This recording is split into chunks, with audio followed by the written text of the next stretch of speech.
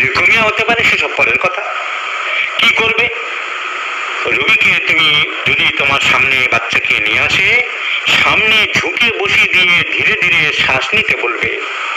রক্ত যাতে বাচ্চা না গিলে ফেলে কোনো পাত্রে ফেলতে বলবে, পাত্র দিয়ে বাড়ির লোককে এগুলো বোঝাতে হবে। অক্সিলারি মেজাজটা তোমরা খুবই কম বোঝো। রক্ত গিলে ফেললে বমি হওয়ার সম্ভাবনা থাকে।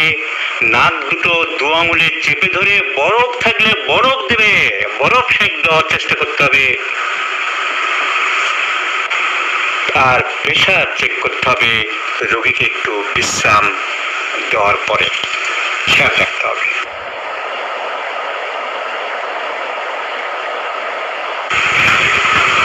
অনেকে কি করে, সাধারণ মানুষ বলে নাক দিয়ে জল টান। কখনো না, নাক দিয়ে জল টানতে বারণ করবে। অনেকে বলে শরীর কষে গিয়ে রক্ত পড়ছে, মন গড়া এই কল্পনার উপরে ভিত্তি করে ঠান্ডা শরবত খা, ডাবের জল খা, মিশ্রির জল খা, বেলের পানা খা। আহা, এত পানা আর ছানা দিও না, বারণ করো যে আমার পরামর্শ ছাড়া কোনো ওষুধ আর দেবেন। বাচ্চার যদি মাঝে মাঝে এরকম হয়, তার নখ তোমাকে দেখতে হতে পারে, নখ ঘটতে পারে, নখ কেটে দেওয়ার উপদেশ দিতে হবে, নাক যাতে না ঘটে উপদেশ দিতে হবে। আর সাইনোসাইটিস হলে তার সর্দি কাশির চিকিৎসা করতে হবে। হোমিওপ্যাথিতে ferrum phos is a very important remedy. যদি ব্রাইট রেড ব্লাড বেরোয়, 30 to 100 দিতে পারো, আবার 1x 2x 3x দিতে পারো। ফেরাম ফস 1x is a very important remedy for all kinds of hemorrhage. মিলিফোলিয়াম is a very good drug, palliative drug এগুলো। তাই নাক দিয়ে রক্তপাতের কোনো অবহেলা করবে না। ফসফরাস 200 দিয়ে যে আমি কত এপিস্টাক্সি সারিয়েছি তা ভাষায় প্রকাশ করতে পারবো না। মর্নিং সিকনেস, প্রেগনেন্সির সময় বমি আর নাক দিয়ে রক্ত পড়া। ফসফরাস 200 এক ডোজে দিয়ে একটা মেয়েকে আমার প্রথম জীবনে বহু ডাক্তার দেখাচ্ছিল, রক্ত বন্ধ হচ্ছিল না। ফসফরাস 200 এক ডোজ দিয়ে সারানোর পরে সেই পাড়া সমেত রোগী হয়ে গিয়েছিল। সিমটম লাগবে, ঠান্ডা জিনিস খেতে ভালোবাসে, লম্বা চওড়া সুন্দর চেহারা হতে পারে, মিষ্টি পছন্দ করে না, বুদ্ধিমান হয়, কনস্টিপেটেড থাকে, বমির ভাব থাকে। এসব সিমটম আমাদের দেখতে হবে। জ্বালা, হাতে পায়ে শরীরে কোথাও অন্ধকারের ভয় থাকতে পারে। তাই বেসিক সিমটমস গুলো ম্যাথমেটিক্যাল মনে রাখতে হবে। গাদা গাদা সিমটমস পড়বে, জানবে, কিন্তু বেসিক সিমটমস মনে না রাখলে তোমার গাদা করে। অনেকে দেখি ফেসবুকে দেয় কোথেকে তৈরি হয়েছে, এই ওই নানান রকম 3 পৃষ্ঠা 4 পৃষ্ঠা, ওটা মাথা খারাপ হয়ে যায়। পড়তে হবে, সবই পড়া যাবে। ডিটেলস পড়ার জন্য অনেক কিছু, ডিটেল সুন্দর করে পড়ার জন্য সব থেকে ভালো বই অভিজ্ঞান ম্যাথমেটিকা, কি নামটা অন্য ভুলে যাচ্ছে, বাংলাদেশের একজন লেখক। অনেক যারা এক্সট্রা নলেজ, প্রচুর পাণ্ডিত্য আমার হয়ে গেছে, আমি আরো ডিটেল জানতে চাই, তখন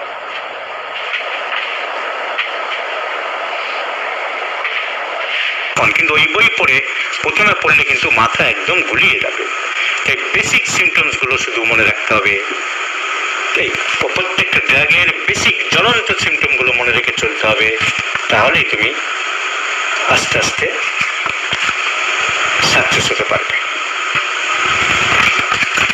আর ইম্পর্টেন্ট সিমটমস এর মধ্যে সাইনাস কিন্তু অ্যালোপ্যাথি ডাক্তাররা ওয়াশ করতে বলে, বলবে যা ওয়াশ করার কোনো প্রয়োজন নেই। অ্যান্টিহিস্টামিনিক ড্রপ দেয়, নাকের ড্রপ যত দেবে তত খারাপ।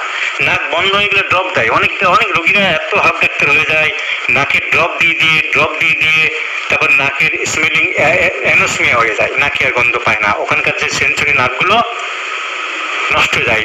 1 নম্বর নাক হচ্ছে অলফ্যাক্টরি, অলফ্যাকশন ক্যারি করে গন্ধ। 2 নম্বর চোখের দেখা, 8 নম্বর শোনা, রোল নম্বর 128।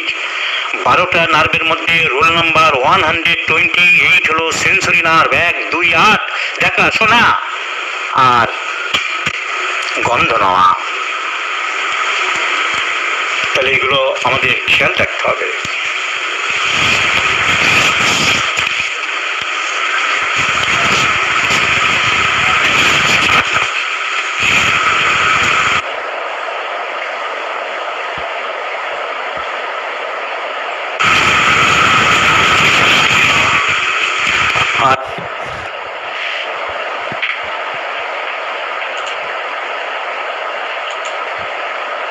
ইম্পর্টেন্ট বলা যেতে পারে অ্যাকিউট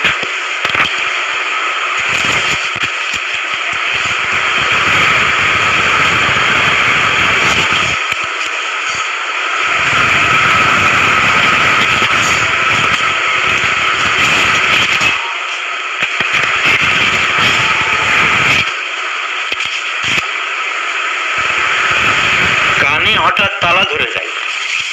অনেক সময় রোগীরা আসে দেখতে কানটা না কিরকম ব্লক হয়ে গেছে, তালা ধরে গেছে। কানের তিনটি অংশ, বহিঃ কান, মধ্য কান আর ভিতরে, এই তিনটে যে কোনো বিপত্তি থেকেই কান বন্ধ হতে পারে, শুনতে অসুবিধা হতে পারে। বাইরের কানে ময়লা জমে, যেটা চলতি বাংলায় খোল বলে, খোল জমে ঢুকে কান বন্ধ হতে পারে। তুমি ওষুধ দিচ্ছ, আমি প্র্যাকটিক্যাল জিনিসগুলো বোঝাচ্ছি। ওষুধ দিচ্ছ, কানে কষ্টিকাম, কি ঠান্ডা লেগে হয়েছে? ঠান্ডা লেগে হতে পারে, কিন্তু জিনিসটা বুঝতে হবে তোমার কান কিন্তু নাক যেমন এখানে পরীক্ষা করতে হবে, কানও পরীক্ষা করতে হবে। কানের জন্য আলাদা ছোট টর্চ রাখতে হবে, খুব ভালো ভালো। কানের ভিতরে তুমি দেখাম হয়ে গেছে, কানের ময়লা দুম করে বের করতে যাবে না, ভেরি সেন্সিটিভ, খুব ব্যথা লাগে, এত ব্যথা যে সহ্য করতে পারে না। খুব সাবধানে কি করতে হবে আমি বের করে দিই। কানের ময়লা বের করার জন্য একটা লম্বা টাইপের ছোট্ট, দাম খুব বেশি না, 15, 20, 25, 30 টাকা, এই মুখার্জির ঘরে দাম আর একটু বেশি। বলবে যে কানের ময়লা বের করার জন্য এক ধরনের চামচ টাইপের, মাথাটা চামচের মতন গোল ছোট্ট, এই মুখার্জির ঘরে পাবে। কি করতে হবে বের করতে গেলে? এত ব্যথা লাগে, ওই শক্ত, তুমি কানের বডিতে, কানের গায়ে কিছু করছো না, ময়লাটার গায়ে টর্চ দিয়ে ধরে আস্তে করে বের করতে খুব শক্ত হয়ে গেছে, তাতেই প্রাণ বেরিয়ে যায় রোগীর। কি করতে হবে? আমি কি করি, অলিভ অয়েল বা নারকেল তেল একটা ছোট্ট সিরিজে রাখি। এখন তো অ্যাকুট কেস করি না, এখন তো সব বেশি ফি দিয়ে অনলাইনে দেখানোর লাইন পড়ে গেছে, ক্রনিক কেসটাই দেখতে পাচ্ছি না। এখন এইসব কেস আর কখন করবো? কিন্তু তোমরা যারা করছো তাদের জন্য আমি বলি, অনেক কিছু জানো না, সেগুলো জানার খুব দরকার। নাকের ব্যাপার যেমন বললাম, কানের ব্যাপার, তাহলে ওই সিরিজে থাকতে হবে, লিখে রাখবে সিও, কোকোনাট অয়েল বা অলিভ অয়েল, ও একটা ড্রপার থাকবে আলাদা, বা ওদেরকে দিয়ে দিতে পারো। যদি বলতে হবে যে তুমি বাড়িতে প্রত্যেকদিন যে কানে তেল দেবে, সেই মাথাটা ডান কানে দিবে, বাঁ দিকে টেবিলের উপর মাথাটা রেখে ডান কানটা উপরের দিকে রাখবে, রেখে 2-3 ফোঁটা করে নারকেল তেল দেবে, এই কানটাকে মাথাটা ঝাঁকি দিয়ে দেবে, যাতে তেলটা ওই ময়লার সাথে মিশে যায়। আবার যদি 2 কানে থাকে, এক কানে থাকলে এক কান, 2 কানে থাকলে বাঁ কানটা আবার ডান দিকে টেবিলে মাথাটা রেখে 2-3 ফোঁটা নারকেল তেল ভিতরে ঢুকিয়ে দেবে, দিয়ে একটু ঝাঁকি মারিয়ে দেবে যাতে মুছে যায়। এরকম বলবে 7 দিন করো বা 5 দিন করো, তারপরে আমার কাছে নিয়ে আসবে। এরকম 7 দিন করার পরে ওই ময়লাটা খুব নরম হয়ে যায়। নরম হয়ে গেলে, এইসব বুদ্ধি আমার নিজের থেকে বের করা, নরম হয়ে গেলে ওই যে যন্ত্রটা কিনতে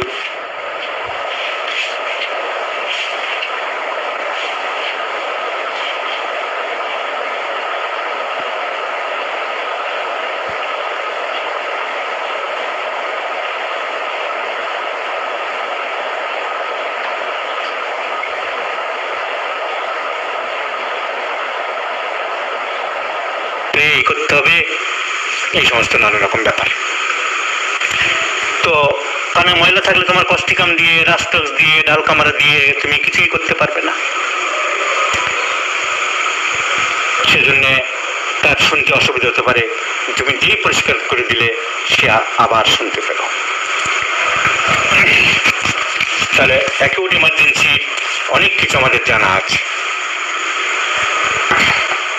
আবার কানে কেউ মেরেছিল কি, দেখলে কানে কোনো নোংরা নেই, তোমাকে অনেক জিজ্ঞাসা করতে হয় যে সবেটা কাজ কেউ মেরেছে, বাচ্চাকে বলতে হবে কেউ মেরেছে, আমাকে সত্যি কথা বলো। বাবা মার সামনে অনেক সময় ভয় বলে না, বাচ্চাদের অনেক সময় আলাদা করে জিজ্ঞেস করতে হয় কেউ মেরেছিল বলো না আমাকে, তোমার তো মেরেছিল অন্য টেকনিক, কিন্তু কালকে বুঝো কে, ও ভাবছে কি আমার ধরে ফেলছে, তুমি আমাকে ঢুকাচ্ছ, তোমার বাবা মাকে ঢুকিয়েছ, তোমাকে মারেনি তোমার বন্ধুটা, না তো ঠিক সত্যি কথা বল, আমাকে যন্ত্র আছে, এই যন্ত্র দিয়ে আমি কানে লাগালে আমি বুঝতে পারবো মেরেছিল কেন। না বলছি ওই হাবু মেরেছিল, তাহলে তুমি আর নিকা দিতে তোমার সুবিধা হয়ে গেল, ডিউ টু ট্রমা। অনেক কিছু, যেমন আমি আগের দিন বলেছিলাম যে সিউডো ডিজিজ, খুব বড় প্যারালিসিসের রোগী পর্যন্ত আমি তুলে দিয়েছি। যদি ইনভেস্টিগেশন সব নর্মাল থাকে, হ্যানিম্যানের মেন্টাল ডিজিজ ওই ফর্মুলায় মেন্টাল ডিজিজ হ্যানিম্যান বলে গেছে কনসোলেটরি আর্গুমেন্ট, সেন্সিবল অ্যাডভাইস, 3 নম্বর বলছে ডিসেপশন ইন ডিসগাইজ, এবং 4 নম্বর বলছে ইফ নেসেসারি সিরিয়াস রিপ্রেজেন্টেশনস। সবগুলো পদ্ধতিতে আমি আরোগ্য করেছি, আগের দিন বলেছিলাম। তাই এইভাবে কানের যদি ব্যথা লাগার হিস্ট্রি থাকে, কেউ মেরেছে, তাহলে তাকে সেক্ষেত্রে তোমাকে হয়তো আগ্নিকা দিতে হতে পারে। আবার কি পুজোর সময়, কালী পুজোর সময় বাজি ফেটেছে, তুমি বুদ্ধি করে দেখলে যে তার পরের দিনই আসছে, কানে শুনতে পাচ্ছে না বাচ্চাটা, তোমাকে কিন্তু কেউ বলছে না যে বাজি ফেটেছে, এটা ইঞ্জুরি, সাউন্ড ইজ ইঞ্জুরি। তাহলে তোমাকে এইখানে ইঞ্জুরির চিন্তা করতে পারে। গাড়ির হর্ন খুব বেজেছিল, বাড়ির সাথে প্লেন থেকে নেমে অনেকের এরকম হয়, অল্প সময় থাকে আবার ঠিক হয়ে যায়, তখন যদি ঠিক না হয় সেক্ষেত্রে তোমাকে এরকমভাবে আর্নিকা বা অন্য ওষুধ দরকার হতে পারে।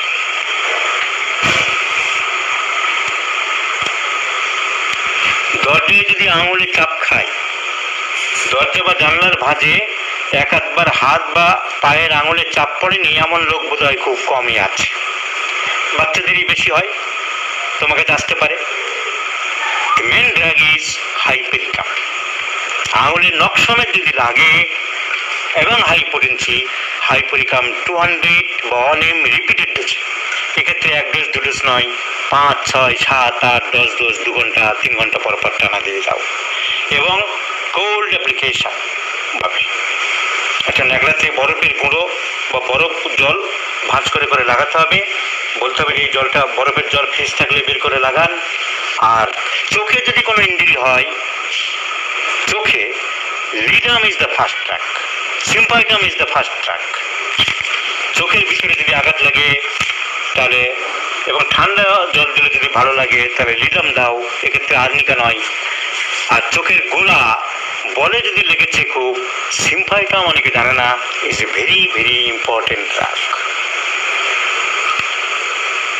কোথাও যদি হঠাৎ করে পুড়ে যায়, অল্প পুড়ে গেছে বা ছাঁকা খেয়েছে, জায়গাটা লাল হয়ে ওঠে, ফুসকা পড়ে, জ্বালা করে, জল দিয়ে পোড়াংশটাকে বারবার ধুয়ে দিতে হয়। ট্যাপ খুলে জলে ধোয়া যেতে পারে। হোমিওপ্যাথিতে আর্টিকা ইউরেন্স মাদার বা ক্যান্থারিস মাদার, এই দুটো ওষুধ তুমি জলের সাথে 1 কাপ জলের মধ্যে রোগীকে বলবে একটা শিশিতে দিয়ে দেবে, আমি 1 গ্রাম দিয়ে দিলাম, এর থেকে 10-15 ফোঁটা 20 ফোঁটা, অত হিসেব নিকেশ করে আমি চলি না, এই ফর্মুলায় এই করো ওই করো। তো কিছুটা এর মধ্যে দিয়ে দেবে, ওইটাকে প্লেট দিয়ে ঢেকে রাখবে, ওখান থেকে তুলো নিয়ে নিয়ে বারবার পড়ে জায়গাটায় লাগাবে। দুটো ওষুধই সমান কাজ করে। আর্টিকা ইউরেন্সের দাম কম, কারণ আর্টিকা ইউরেন্স দেশি ওষুধ, আমাদের এখানকার যে কাঁটাগুলো গায়ে লাগলে চিরবির করে ওঠে ওই কাঁটা থেকেই তৈরি। আর ক্যান্থারিস তো স্প্যানিশ ফ্লাই, ওর মাদারের দাম বেশি। তাহলে পুড়ে গেলে, এবং এই ওষুধগুলো ইন্টারনালি দিতে পারো, ক্যান্থারিস 630, কেটে গেলে ক্যালেন্ডুলা 630, প্রথমে যে কোনো কাঁটাতে দিতে পারো। কেটে গিয়ে যদি রক্ত বেরোয়, আমি বলেছি ফেরাম্পাস 1x কিন্তু জায়গাটাকে দেওয়া যেতে পারে, যে কোনো হাতে পায়ে কেটে গিয়ে রক্ত বেরোনো বন্ধ হচ্ছে না, ফেরাম্পাস 1x পাউডার, গুঁড়ো, ট্যাবলেট নয়, পাউডার যদি ভালো কোম্পানির কিনে রাখো, 1x পাউডার লাগিয়ে ওইখানকার রক্ত বন্ধ করা যেতে পারে।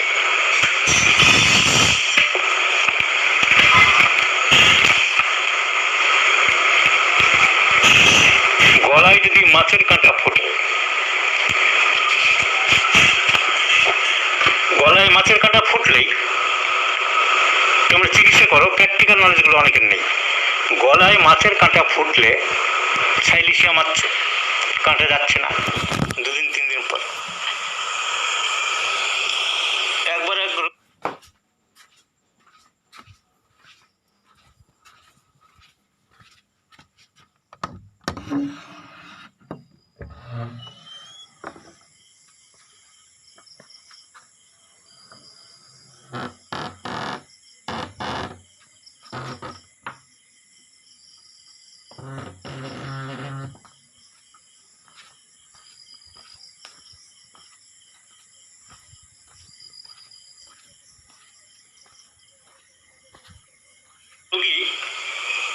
পাশে একজন হোমিওপ্যাথি ডাক্তার বসতো আমার কাছাকাছি, তার কাছে গেছিল। সে বলেছে কাঁটা কাঁটা ভ্যানিশ হয়ে যাবে, কাঁটার বাপ ভ্যানিশ। আমাদের অনেক ডাক্তারের অনেকে আছে না অল্প বিদ্যা ভয়ঙ্করী, তারা খুব বড় বড় লেকচার দেয় আগে, সব কাঁটা কোথায়, কাঁটার বাপ চলে যাবে, কাঁটা ভ্যানিশ হয়ে যাবে আমার ওষুধ। মানে প্র্যাকটিক্যাল নলেজ না থাকার জন্য, অ্যাপ্লাইড সাবজেক্টগুলোতে নলেজ না থাকার জন্য, প্যাথোলজি, সার্জারি, গাইনি এসব নলেজ না থাকার জন্য যা পারে যে যা বলে যায়। ফেসবুকেও দেখি অশিক্ষিতরা, কম পড়াশোনা জানে, যে যা পারে লিখতে দিচ্ছে। তো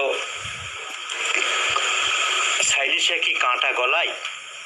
কাঁটা গলায় না। সেই ডাক্তার বললো যে কাঁটা গলে, বলে দেখুন 3 দিনের মধ্যে কাঁটা গলে ভ্যানিশ হয়ে যাবে। হারামজাদের কাছে পেলাম না, চেম্বার বন্ধ, রবিবারে আবার বসে না। আমি তখন রবিবারে বসতাম। হ্যাঁ, পেট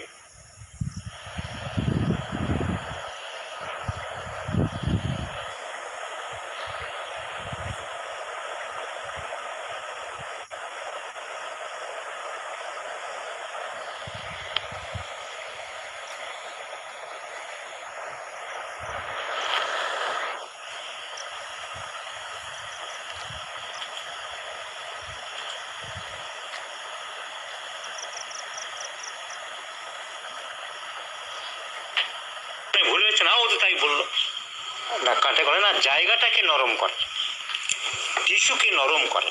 এই ওষুধের একটা টেন্ডেন্সি হচ্ছে জায়গাটাকে নরম করে দেয়। নরম হলে কাঁটা এমনিতেই কোন ফাঁকে টুক করে বেরিয়ে যায় খাবার খেতে খেতে।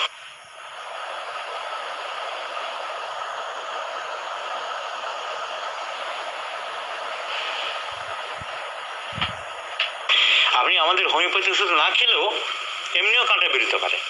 কারণ কি, বডিতে কোনো ফরেন পার্টিকেলস থাকলে শরীরের টিস্যু তার সাথে বিদ্রোহ করে,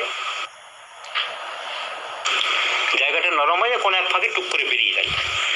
তাহলে আমাদের এই ওষুধটা জায়গাটাকে নরম করে দেয়। তা আপনার এখন যখন বেরোয়নি, আরও কয়েক ডোজ খেতে হবে। ওই অ্যানাগ্লিসফেনিক অনেকে বলে অত কাজ হয় না, সাইলেশিয়াটাই ভালো ওষুধ। 30 6 ডোজ 8 ডোজ 10 ডোজ, ডোজ বেশি দিতে হবে। এখানে কিন্তু 1 ডোজ 2 ডোজ দিয়ে বসে থাকলে হবে না, কোথায় রিপিটেশন বেশি হতে হবে। এখানে বারবার স্টিমুলেট করতে হবে আমাকে। সাইলেশিয়া 10 ডোজেস 3 ঘন্টা পর পর, 50 মিনিটস হলে 1/1 3 ঘন্টা পর পর টানা। ওইরকম দরকার তো 50 মিলিসিমাল বা মিলিসিমাল অতবার ওইভাবে তৈরি করার দরকার নেই। আমি কিন্তু মিলিসিমাল, আমি কিন্তু অনেক জিনিস কন্ট্রা ইন্ডিকেট করি নিজের বিদ্যা বুদ্ধি দিয়ে। ওই যে পোটেন্টাইজেশন, আমি ওষুধ কিনি না, ম্যাক্সিমাম ওষুধ আমি নিজেই তৈরি করি। ওই 30-200 কমে গেলে আমি আরএস মিশিয়ে দিই, ঝাঁকি দিয়ে দিই। ওই একদম 1:99 বলতে খারাপ লাগবে, আমি অত পেন্টেনও করি না, একটুখানি থাকতে থাকতেই করে নিই। কারণ ও থিওরি কিছু তো অল্প থাকলেই রেশিও মেনটেন অত করি না, কাজ তো হয়, কাজ পাই। পোটেন্টাইজেশন থিওরি যদি ঠিক হয় 1:9 হবে, 1:10 হবে, 1:50 হবে। অ্যানিমাল নিজেই বারবার মত পাল্টিয়েছে। কোনটা যে সঠিক, কোনো কম্পিউটার দিয়ে তো মাপা হয়নি আমার যে কোনটা অ্যাকুরেট, কোনটা ভ্যালিডিটি। 50 মিলিসিমাল স্কেল হ্যানিম্যানের যে পদ্ধতি, আমি ওই পদ্ধতি মেনে চলতাম, সবাই তাই করে। ইদানিং মত পাল্টিয়েছি, 10 বার ঝাঁকি 2 চামচ খাও, বাকিটা ফেলে দাও। রোজবেলা ঝামেলা থাকে, ওইটা বাদ দেবেন, ওই ওষুধ দেবেন না। তো কি হয় এতে, ন্যাট্রামিউ 0/1 যদি দিই, পরের ডোজটাই 0.1 থাকছে, কিন্তু 1.1 একটুখানি বাড়ছে। যদি ঝাঁকি মালা, এমনি তো বিরাট ডিসপুট চলছে পৃথিবীতে যে ঝাঁকি দিলে কিছু হয় না, এবার বিরাট থিওরি হানতার। তা আমরা বলছি যে আমরা কাজ পাচ্ছি, করছি। তাহলে তাই যদি হয়, কিছুটা পাওয়ার বাড়ছে, তাহলে 1.1, পরের দিনে হবে 1. 10টা ডোজ থাকে, পরের দিন হবে 1.2, তারপরের দিন হবে ন্যাট্রামিউ 0/1 1.3। তা আমি যদি পয়েন্টের সূক্ষ্ম একটু একটু করে না বাড়িয়ে, অ্যানিম্যাল বলেছেন যে তা প্রত্যেকটা ডোজ একটু পাওয়ার বাড়ালে ভালো, নিঃসন্দেহে ভালো। আমি বললাম যে 0/1 প্রত্যেক দিনই খান আপনি, ঝাঁকিটাকে দরকার নেই, 1 চামচ করে বা 1 চিবি করে খান, 10 ডোজ 12 ডোজ হলে। তাহলে আমার কি হচ্ছে, আমার ন্যাট্রামিউরের কাজ তো হবে। আমার এই সবসময় একটু উন্নত চিন্তাধারা, সহজ করে যায় কি করে, আমার তো ন্যাট্রামিউরের কাজ তো হবে, অনেক কাজ তো হবে প্রত্যেক দিন। 30-100 শততমিক যদি হ্যানিম্যান মৃত্যুর আগে পর্যন্ত শততমিক দিয়ে নিজে প্র্যাকটিস করে গেছে 1842 সালের আগে পর্যন্ত, তো 30 কাজ হবে না? 30 তো 4 ডোজ দিয়েছি, পরপর 4 দিন সকালে। তাহলে ন্যাট্রামিউর 0/1 শেষ হয়ে গেলে আবার 0/2 দিচ্ছি আমি। ওই তাহলে 10 ডোজ হলে 10 ডোজ চলুক না, অসুবিধা কি আছে? তারপর 3 দেবো, 4 দেবো। ওই 0.1 0.2 অত ফ্র্যাকশনাল করে রোগীদের হ্যারাসমেন্টে আজকালকার দিনে সবাই ব্যস্ত, সবাই বিরক্তবোধ, লোকে ধৈর্য ধরে না, সেই হ্যানিম্যানের দিন আর নেই। ওই অ্যান্টিডোটের বই তো বাতিল করে দিয়েছে আমি, ওই রিলেশনশিপ অফ রেমেডির চ্যাপ্টার সব বই থেকে ছেড়ে ছেড়ে ফেলে দিচ্ছে। ওই করে আর সময় নষ্ট করে। একটা ব্রায়োনিয়া ভুল হলো, ব্রায়োনিয়ার আবার অ্যান্টিডোট করতে হবে কোনটা দিয়ে, রোগী আর থাকবে না হাতে।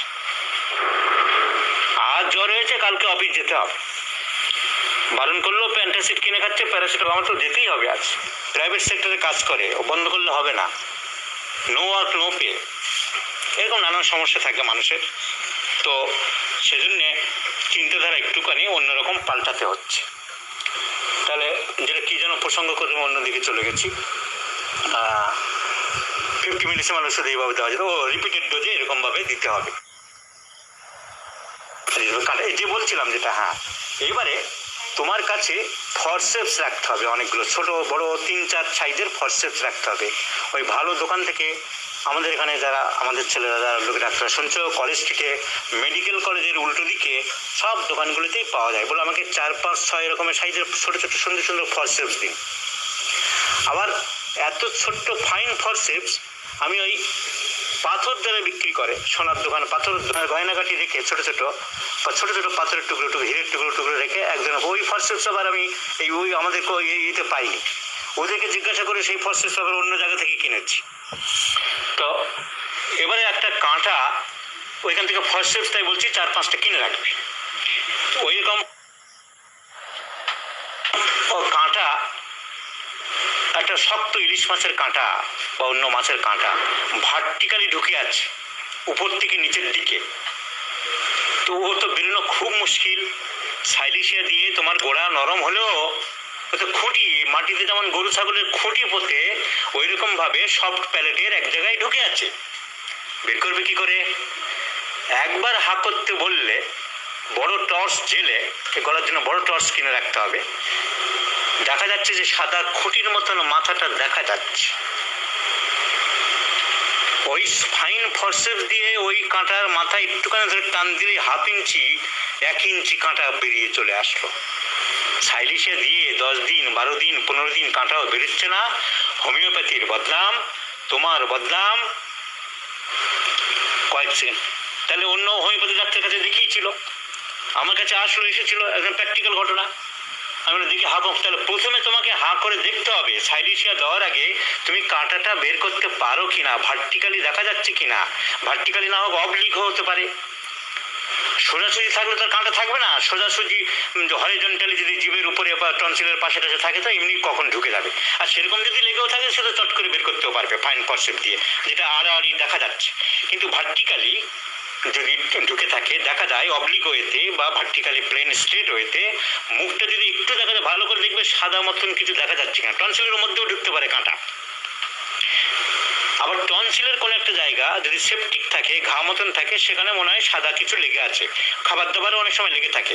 তাহলে তোমাকে টাং স্প্যাচুলা দিয়ে, টাং স্প্যাচুলা না থাকলে চামচ নেবে, নর্মালি চামচের যে দিকটা মুখে দেয় ওই দিকটা হাত দিয়ে ধরবে, আর যে দিকটা হাত দিয়ে ধরে সেই দিকটা ধুয়ে নেবে, নিয়ে মুখে দিয়ে ওই জায়গাটা সাদাটা সরিয়ে দেখতে হবে যে ওটা ভাতের টুকরো বা খাবারের টুকরো আছে কিনা।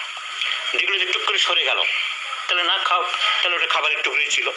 যদি না সরে তাহলে বুঝতে পারছি ওটা কাঁটা আছে কিনা। খস করে ওখানে লাগলো, হ্যাঁ বাবা খস করে উঠেছে, একটুখানি ফরসেপস দিয়ে টানো না, এই নিন। ওরে বাবা এত বড় কাঁটা ছিল ডাক্তারবাবু, দিন দিন আমি এটা কাগজে গড়িয়ে নিয়ে যাবো, মিসেসকে দেখাবো।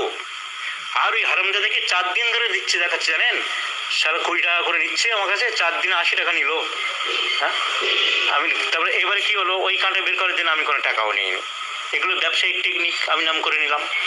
না না, কাঁটা বের করতে কি হবে, আপনি অন্য কেস টেস দেবেন আমাকে। তাহলে 4 দিন ধরে সাইলিশিয়া দিচ্ছিল আমার পাশের ডাক্তার, আমি 4 সেকেন্ডে, 4 দিন নয় 4 সেকেন্ডে বের করলাম। আমার সার্জারি নলেজ, আমার প্র্যাকটিস, আমার জেনারেল নলেজ, আমি বুদ্ধি করে ফরসেপস কিনেছি, কিনে আমি আমার মাথায় এসেছে কাঁটাটা দেখা যায় কিনা দেখি, তো একবার কাঁটাটা দেখা গেল, আমি টুক করে বের করে দিলাম। এগুলো তোমাদের জানতে হবে। তাহলে এই জানতে না, কেউ করতে না, শুধু সাইলিশিয়া প্রথম থেকে চালিয়ে গেলে আর বড় বড় জ্ঞানগর্ভ কথা ভ্যানিশ হয়ে যাবে একদম। কাঁটা ভ্যানিশ করে না, সাইডে সাইড, এগুলো খেয়াল রাখতে হবে। অনেকে বলে শক্ত ভাত খাওয়া, কলা খাওয়া, অমুক খাওয়া, বলবেন যে ওসব করে কোনো কিছু লাভ হবে না, হেঁচকি লাগা। আমাদের জানি যে খাবার যেতে যেতে গলার ওখান থেকে যে দুই দিকে বাইফার্কেট হয়ে গেছে নদী ভাগের মতন, রাস্তা ভাগের মতন, তা উইন্ড পাইপে যদি চলে যায় ট্যালারিংসের দিক দিয়ে, তাহলে ও ওখানকার সিস্টেম হচ্ছে ও যা কিছু জিনিস যাবে উপরের দিকে উঠে আসবে, চট করে উঠে আসবে। সেই জন্যে একটা ভাত যদি ঢুকে যায় সমানে, যাকে বলে বিষম খাওয়া, হাঁচির পর হাঁচি আরম্ভ হয়, আর অস্বস্তি লাগে যতক্ষণ না বেরোই। লোকে কি করে, ষাট বালাই বালাই, পেট চাপড়াচ্ছে, বুক চাপড়াচ্ছে, মাথা চাপড়াচ্ছে। বুঝাতে হবে যে ওইভাবে চাপড়াবেন না, ওইভাবে কিছু হয় না। যতক্ষণ না ওকে কাশতে দিন, কাশতে দেয় না বাচ্চাটাকে, থাক থাক থাক, আর কাশতে হবে না, বেরিয়ে যাবে, নিয়ে গেল ওদের কাছে দাঁড়াতে, পাশে বাড়ির লোকেরা দাঁড়াতে, ওই যে যেইভাবে কিন্তু যাবে না। এইসব প্র্যাকটিক্যাল জিনিসগুলো আমি শেখাতে চাই।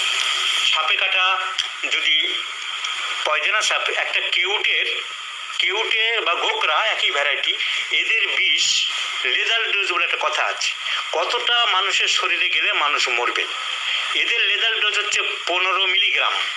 15 মিলিগ্রাম মানে 1 চামচ, 3 চামচ, 1 চামচে থাকে 5 মিলিগ্রাম, 4 চামচের, তাহলে 3 চামচ বিষ যদি শরীরে ঢোকে তবে মানুষ মরবে। যদি সেই সাপটা একটু আগে কোথাও কামড় দিয়েছিল, বা ওদের তো সেলিভারি গ্ল্যান্ড, বিষটা থাকে সেলিভারি গ্ল্যান্ডে, সেখান থেকে ওই সেলিভারি গ্ল্যান্ডের সাথে দুটো দাঁতের কানেকশন থাকে, ইঞ্জেকশনের মতন কি সিস্টেম, ওই দাঁতের মধ্যে দিয়ে পাইপ বেরিয়ে এসছে, আর চুপ করে ধরে মোচড় দিলেই, মোচড় না দিলে বিষটা বেরোবে না, মানে ওই সেলিভারি গ্ল্যান্ড থেকে রসটা আসবে না। তো এবং উপরের দুটো নিচের দুটো, 4টে দাঁত, অনেক সময় রোগী আসতে পারে, ডাক্তারবাবু কিসের জন্য কামড় দিয়েছে একটু দেখুন তো। তোমার যদি আইডিয়া না থাকে, দুটো দাগ, তাহলে বিষধর সাপের হলে 4টে দাঁতের দাগ হবে। তুমি জানলে উপরের দুটো নিচের দুটো, 4টে বড় বড় দাগ, সর্বনাশ, এই বিষধর সাপ কামড় দিয়েছে, আপনি শীঘ্র হাসপাতালে নিয়ে যান, হাতে রাখবে না, ওঝার বাড়ি তো নেবেন না, বলতে হবে। কিন্তু দুটো দাগ থাকলে তুমি নিশ্চিন্ত। তোমার প্রথম কাজ ওই জায়গাটাকে চুন লাগিয়ে দেওয়া। চুন ইজ এ গ্রেট অ্যান্টিসেপটিক।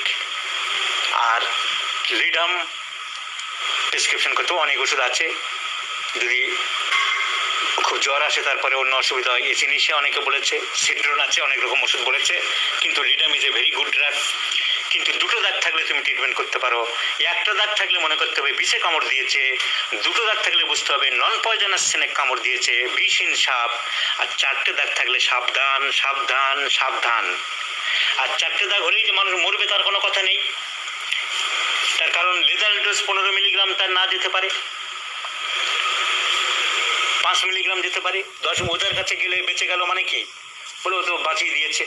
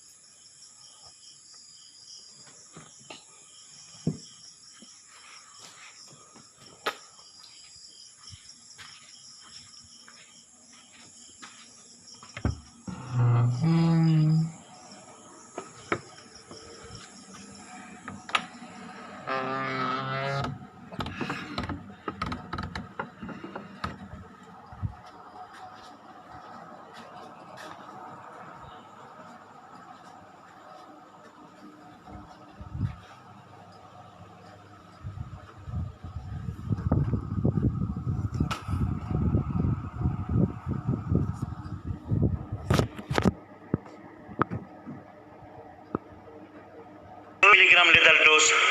আর চন্দ্রপড়া বলে সাপটা, যার গায়ে রসগোল্লার মতন ছোপ ছোপ থাকে, খুব বড়, রাস্তাঘাটে শুয়ে থাকে, ওর লাগে 45 মিলিগ্রাম। ও চট করে ওই জন্য সাপের কামড়ে মারা যায় না।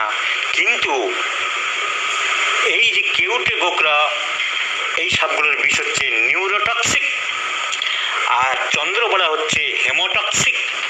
হেমো মানে ব্লাড, ওর ব্লাডকে ডিকম্পোজ করে দেয়, কোয়াগুলেশন ফ্যাক্টর নষ্ট করে দেয়, তার ফলে ব্লাড আর জমাট বাঁধে না, তার ফলে কিডনি দিয়ে আর ফেরত যায় না, আরবিসি ডব্লিউবিসি ওগুলো আরবিসি আর ফেরত যেতে পারে না, হু করে ফিল্টার হয়ে যাচ্ছে, কিডনি দিয়ে প্রস্রাব দিয়ে বেরিয়ে যাচ্ছে, শরীরের মলদার দিয়ে বেরোতে আরম্ভ করছে, মুখ দিয়ে বেরোতে আরম্ভ করছে, মেয়েদের ভেজানা দিয়ে বেরোতে আরম্ভ করছে, নাক দিয়ে বেরোতে আরম্ভ করছে, রক্তের কোয়াগুলেশন ফ্যাক্টর নষ্ট করে দেয়। আস্তে আস্তে মানুষ মৃত্যুর দিকে চলে যায়। ওই সাপ কম দেখা যায় কিন্তু ভেরি ডেঞ্জারাস। ওই সাপের নাম হচ্ছে চন্দ্রবোড়া। তাহলে ওর ইলিগাল ডোজ 45 মিলিগ্রাম, ও হেমোটক্সিক, ব্লাডকে ডিকম্পোজ করে দেয়। তাহলে ল্যাকিসিসের যে সাপ, কি নাম যেন, সুরুকুকু, ওরও দেখবে ওই সাপেরও একই ধরনের সাপ কতকটা, এই জন্য ল্যাকিসিসের ব্লাড কখনো কোয়াগুলেট হয় না। তাহলে যেখানে দেখবো যে নন কোয়াগুলেটেড ব্লাড পাতলা জলের মতো বেরোচ্ছে, বেরিয়ে জমাট বাঁধছে না, এবং অন্য সিমটম আছে, সেই উন্ডের চারিদিকটা ফ্যাকাশে রঙের হয়ে গেছে, নীলচে কালারের, এবং ভেরি সেন্সিটিভ টু টাচ, ব্যথা থাকে, চন্দ্রবোড়া কামড়ালে জায়গাটা খুব ব্যথা হয়, তাই ল্যাকিসিসেরও এরকম সিমটম থাকে, সেখানে আমরা ল্যাকিসিস ভাবতে পারি। আর কেউটের হচ্ছে নিউরোটক্সিক, নার্ভ অ্যাটাক করে, নার্ভকে প্যারালিসিস করে দেয়, রোগী ঝিমিয়ে পড়ে, কিন্তু ঘুমাতে দেওয়া যাবে না, ঘুমাতে দিলেই কিন্তু একবার নার্ভাস সিস্টেম ব্রেকডাউন করে যাবে, রোগীকে জাগিয়ে রাখার চেষ্টা করতে হবে, আস্তে আস্তে ঝুলো পড়তে চায়, মুখ দিয়ে গেঁজা আসতে চায়, তাড়াতাড়ি হসপিটালে পাঠানোর ব্যবস্থা করতে হবে। আর একটা সাপ সুন্দরবনের দিকে দেখা যায়, সুন্দরবনের মানুষ খুব পরিচিত, তার নাম কাকি। ছোট্ট সাপ, 1 থেকে 1.5 ফুট লম্বা হয়, কুচে মাছ যারা খায়, হিন্দুরা অনেকে খায়, মুসলিমরা খায় না, সেরকম দেখতে কালো, শোল মাছের গায়ের মতন সাদা সাদা ডোরা ডোরা দাগ। লাঠা বা শোল মাছ যারা খায় তারা দেখেছে, তার কালো কালো কুচকু, তার মাঝখানে আংটি আংটি হলুদ হলুদ দাগ ওই রকম দেখা যায়। ফনা নেই, মানে মাথাটা চ্যাপটা হয় না, মাথাটা শোল মাছের মতন বা লাঠা মাছের মতন থাকে, চ্যাপটা হবে না। কিউটে বা গোগ্রোর এমনি শোল মাছের মাথার মতন থাকে, লাঠা মাছের মতন, কিন্তু ফনা দিয়ে মাথা উঁচু করে তখন চ্যাপটা হয়ে যায়, ছড়িয়ে যায় অনেকটা, কিন্তু ওইটার ছড়ায় না। আর যেখানে সেখানে টুকটাক ঘরের মধ্যে বেশি থাকে, আলো পছন্দ করে, লাইটের মধ্যে বেশি থাকে, বালিশের নিচে থাকে, বাক্সের মধ্যে থাকে, গ্রামে গঞ্জে বসকা টস্কা যারা এখানে ওখানে বেঁধে রাখে সেসব জায়গায় থাকে। আর রাত্রিবেলা মশারি না থাকলে তার বিছানা লেপের মধ্যে ঢুকে পড়তে চায়, আর একটু দিয়ে পা নাড়ে, গায়ে লাগে, ঠান্ডা মতন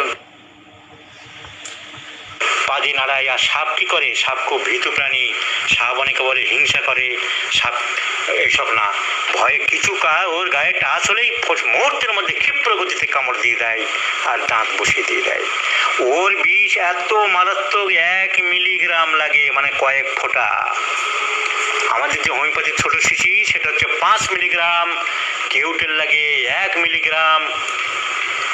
5 মিলিগ্রাম মানে 60 ফোঁটা, তাহলে 1 মিলিগ্রাম মানে কয়েক ফোঁটা মাত্র। এবং সব থেকে মজার কথা, কালার সাপ কামড়ালে কামড়ানোর জায়গা বোঝা যায় না, মনে হয় কোনো পিঁপড়ে কামড় দিয়েছে। এবং পেট ব্যথা করে, সেই জায়গায় ব্যথা নেই। কি অসুবিধা, কামড়ানোর কোনো দাগ নেই, হঠাৎ করে বমি করছে, পেট ব্যথা হচ্ছে খুব, আর ঝিমিয়ে পড়ার মতো ঝিমিয়ে পড়ছে, পেট ব্যথা করছে নাভির চারিদিকে। তুমি বললো কৃমির ব্যথা, এই তো নিলাম সিনা 30, বাড়ি নিয়ে যান। You will prescribe cina, the patient will go to the China, যদি হসপিটালে না পাঠাও। তাহলে সাপে কাটার তোমাকে হাতে না রেখে তাড়াতাড়ি পাঠাতে হবে। 15 মিনিট পর 2 নম্বর পর একটা বাঁধন দিতে পারো। রোগীর গতি, শ্বাস প্রশ্বাস লক্ষ্য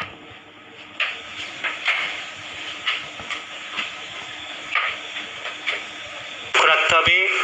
ইমিডিয়েটলি হাসপাতালে এভিএস বা অ্যান্টিভেনাস সেরাম ইঞ্জেকশন দিতে হবে, তার সাথে স্যালাইন, অক্সিজেন, নিউমোগ্যাস্ট্রিন এসব জীবনদায়ী ওষুধ দ্রুত না দিলে তাকে বাঁচাতে পারবে না। র্যাশনালি অ্যান্ড জুডিশিয়াসলি তোমার প্রেসক্রিপশন করতে হবে, টেনশন করলে হবে না।